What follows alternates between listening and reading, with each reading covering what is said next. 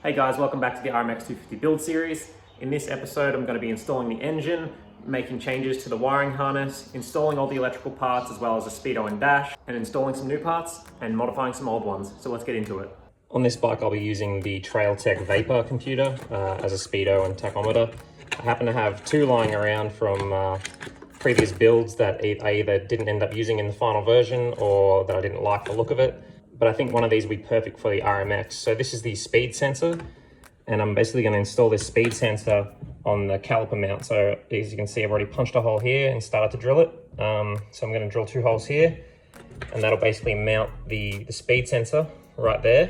And then you'll see how that works once I've got it back on the bike. With the speedo pickup mounted, you can see sort of where it is. I've just drilled and tapped two M5 holes. And from there, what you would do is you would replace one of the disc bolts with a magnetic bolt. So these two bolts have a magnet in the head. Neither of these are going to work for these style bolts that I need. So I'm basically going to take one of these rare earth magnets and just glue it to the rotor, probably around in this area. And basically every time that magnet goes around, the switch knows that the wheel's done a revolution, and obviously in the computer you put in the circumference of your wheel, so it knows you've traveled the circumference of your wheel every time that magnet goes around, and then that's how it figures out how fast you're going. And I've just glued the magnet on the disc right here with some 2-part epoxy. The speedo pickup sensor just travels up with the brake line, runs through this RMZ guide that came with RMZ forks that I've just modified a little bit, and then through this RMX guide that was on the RMX forks, and I just modified that a little bit just so it can guide this brake cable and the speedo. I've just used some tie wire to secure the speedo sensor line to the brake line. If I was to use zip ties, they wouldn't actually travel through these guides properly. They would probably get bound up. And I've actually switched out the brake line for the RMX brake line because I wasn't thinking very hard about the braking situation. And if I was to use the RMZ brake line, it's too short so that when the forks compress, the brake line would come up and it would most likely hook over the speedo, which is going to be right here. It would hook over it, and then when the forks extend again, it would grab the speedo and either break it off or it would just, get bound up. So you have to use a long brake line. That's why you see all the enduro bikes with like a long brake line that sticks up like that. And that's mainly just to clear the headlight and speedo. Also using a DRC brake switch because obviously the CRF master cylinder that I'm using doesn't have a brake switch incorporated into it. So you need to use a banjo style. And I'm using the style that has basically a banjo fitting that has the sensor in it instead of the wire coming off here, which is in my opinion real susceptible to getting broken off. So it's actually a little bit less in the way this way and less likely to get knocked off.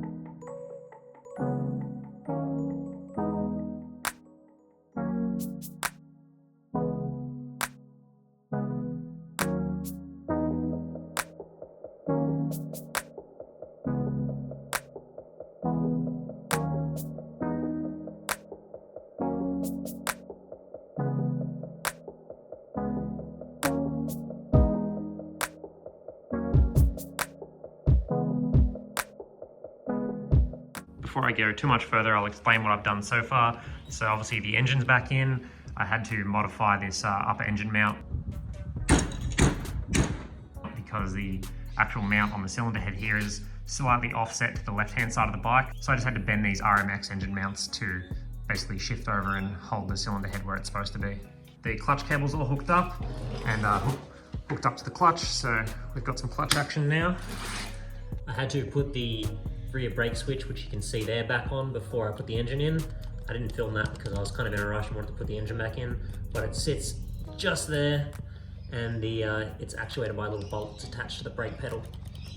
The regulator and rectifier's back on, the coil's back on and plugged onto the spark plug. The CDI unit is back on, just strapped up there. The cylinder head breather hose is there and sort of sits up there under the tank. The other cylinder head breather hose is on and just goes under the stator cover right there. The shift lever with the JB welded on tip off the CRF lever is on there. I've attached the throttle cable to the carburetor, so that's all ready to go. And I installed a RK O-ring chain. Some eagle-eyed watchers might have realized that while I was tightening the chain, this chain was actually underneath this roller here. And I realized that later when I stood back and looked at the bike. So I fixed that now and I've reset the amount of chain slack to where it's supposed to be. I've also got new exhaust hangers. So I got this front one here and the rear one has a new rubber. The expansion chamber should be coming very soon and I need to buy the muffler, but that should also be coming very soon. The upper radiator hose had to be modified because this is the original. I believe it went that way and it wasn't quite long enough to reach from the aftermarket radiator to the new RM cylinder head because the old cylinder head's inlet was right here, so it was a little bit closer. So I just bought this piece of hose from the local automotive store, and then the only thing I have to modify now is that the actual tank hits on where this inlet is. So the tank needs to be modified, and I'll show you how to do that now.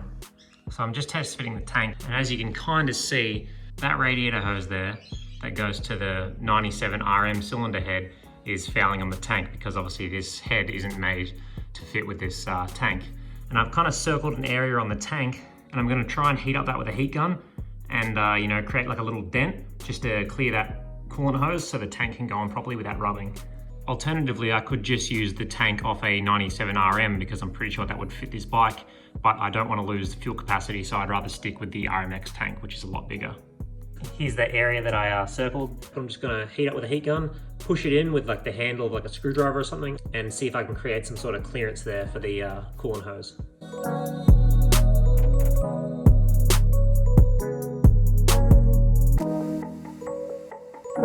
So hopefully you can see that the coolant hose clears now. It's not touching against the tank anymore. So the tank can actually sit all the way down onto its mounts.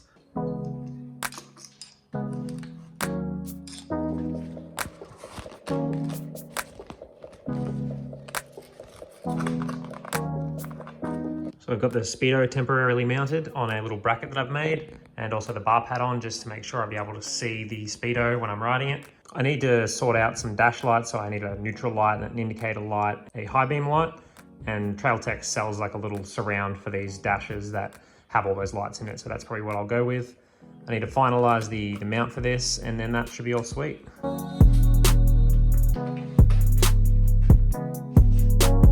The Polysport headlight for the RMX is on and I think it looks pretty good. It was basically the only universal headlight that I could get that was completely yellow, that didn't have like a big white square up here or something like that. So considering, I think it looks pretty good and I think it'll suit the build. Most importantly, it clears the Speedo, so there should be no issues with that. So this is the wiring harness for the RMX. I've got it laid out in the workbench. The original plan was for the RMX is that I was going to just make a complete new harness, but I've decided against that now because I don't really want to pay for all new connectors, especially when a lot of the connectors on this harness are already waterproof, which is quite nice. What I'm going to do is change it around a bit. So there's a few components up here, like the condenser, and I think the light relay is up here. This is the front of the bike.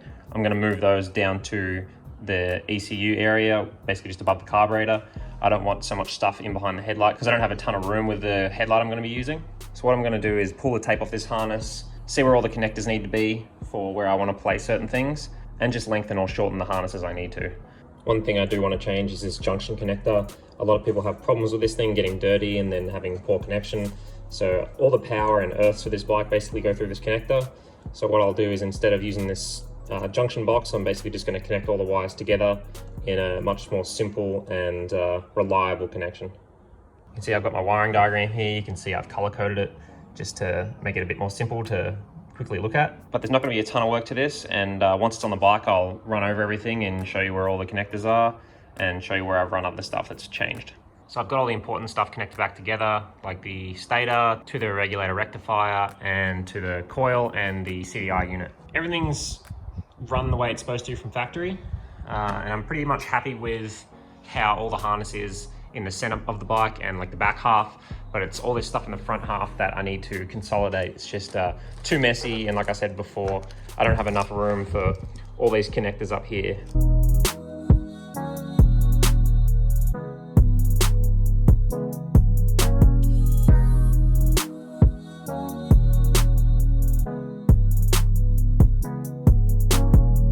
As you can probably tell from all the wires hanging off the bike, I was halfway through rewiring this thing when I got the call that my expansion chamber was ready.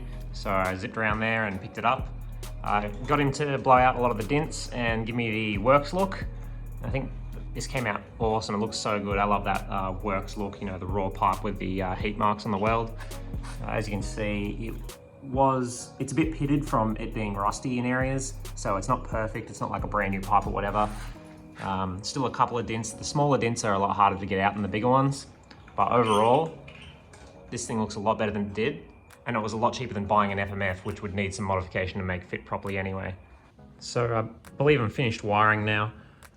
This is the part of the harness that I changed. It's basically from the radiators forward, all the stuff that is behind the headlight, and this is all it is now. So the wiring relay that's usually behind the headlight, I've actually moved. It'll be down here once this is all you know, situated where it's supposed to be. It's a lot more simplified. I've used a braided sort of sheathing to protect it all and still keep it flexible. Very critical, all the lengths of the stuff behind the headlight are super accurate because you need to have enough slack so that when you're turning, it's not going to bind up or, you know, pull any plugs out, but it also can't be too long because it could get, you know, caught on things and wrap around other stuff. So for example, I cut the original steering stop off because as you would turn right, the harness would come up and basically hook on that, and when you turn back it would have a little bit of tightness to it. It didn't grab or anything like that, but better to be safe than sorry, so I just cut that off. Here's the Trail Tech dash. So it's got the lights for the neutral and the high beam and the indicators. It's on a mount that I made. It goes off the singular screw that used to mount the number plate, and I've just got these two plates that drop down from it to stop it from moving. So you tighten up that one bolt, that's all attached. And then I've got the original switch on another plate, and then the horn off that, so that's all on the one thing. Kill switch with some braided sleeving. The front brake switch with some braided sleeving. This is the handlebar control switch that I'll be using. Pretty simple eBay unit, not the most elegant thing ever, but it's cast alloy, so it's pretty robust. It's not going to break if you drop it, I hope. That's just in the regular sleeving it came with. And the headlight actually fits quite tight up to this, and it doesn't rub anything, which is like exactly what I wanted. I didn't want to have to use the headlight with the extension brackets off the forks, so it was like sitting out too far. I think that looks super ugly. So the headlight's super tight up, and you'll see when I put that on. So this is all the wiring up behind the headlight. And like I said, if you have an RMX or a DRZ, you know how much sort of bird's nest there is behind the headlight. So it's just the headlight plug there. The only three wires I'm not doing anything yet are the indicators because I don't have them yet. So there's two powers and an earth just there. So that'll get wired up once I get the indicators. But other than that, everything's ready to go. You can see I've got this space here in the harness, and that's basically where the headlight plug sits. So this headlight can sit as far back as it can. There's no binding side to side. I've got the harness pushed through where it is. It's on a rubberized P-clip just so it can't move around. The CDI unit's in there. You can see I've just got this is the headlight relay, and I could also make a bracket for that, but it's pretty happy just kind of like wedged in there under the CDI. You know, it's not really going anywhere, so why complicate it and make a bracket? Same as the condenser. Like, I probably will make a bracket one day, but that's pretty good for now. I temporarily hooked up a Milwaukee 12-volt battery to the condenser input, and all the lights on the bike work. And then the harness goes up here, and then this is for the tail light and the indicators. I haven't got indicators yet, I'll do that later, but the tail light's in, and then you can see I've just kind of used a pretty basic universal rear tail light, and it has you can see under there, it has the number plate light, so it's actually legal here in Australia because you have to have a number plate light, and it's quite bright, it's pretty good. A little scary drilling holes in a fender, that's kind of expensive, but took my time and got it all correct. I know I just said I didn't have indicators, but I was really thinking about what I needed to do to get this bike roadworthy, so I dug through the parts bin and pulled these out. I just mounted these on some little plates that I made that go off the top triple clamp bolts, and these are just temporary. I'll get something a little bit better looking soon, but this is just for now to get the roadworthy done. And I also pulled out these eBay mirrors that will also do temporarily until I get something either a bit nicer or a bit more low profile. And the only other things really to get a roadworthy on this bike would be a chain guard and a front sprocket cover. The front sprocket cover for these bikes are actually discontinued, so I might either have to try and find one secondhand or make one. And as for the chain guard, I would have to make something because the original mounts that were on the swing arm for the stock chain guard were actually broken off. I've shaved them right down now, so it's not ugly anymore, but I'm gonna have to make something completely custom. And you can see I've sort of started to think about that. I'm gonna make a bracket off this plug I've got in the rear axle to hold the back part of the chain guard, and the front part of the chain guard will be mounted on the front chain slider bolt. And that'll basically be just like a temporary chain guard so I can get a roadworthy. The chain guard will come right off anyway after I've gotten the roadworthy because it looks a lot better without it. But that's about all I'm gonna cover in this episode of the RMX build. In the next episode, which will hopefully be the last episode in this series, I'm going to be doing the seat cover, the graphics, getting the bike roadworthy, making a chain guard and front sprocket cover, and also starting this bike for the first time since it was rebuilt. So stay tuned for that. And for now, thanks for watching the video. Make sure you like and subscribe, and I'll see you next time.